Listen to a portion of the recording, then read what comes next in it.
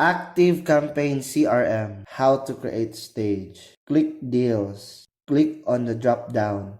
Choose the pipeline you want to add a new stage to. Click Add Stage. Give your storage a name. Select a header color.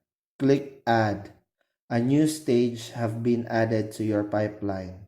Click it and drag it to a different spot in your pipeline. How to edit a stage. Click the gear icon for the stage you wish to edit. Click Edit this stage. A storage option window will pop up. Change name. Change header color. Adjust width. Choose which deal will be sorted. Choose how to deal card will display. When done, click Save.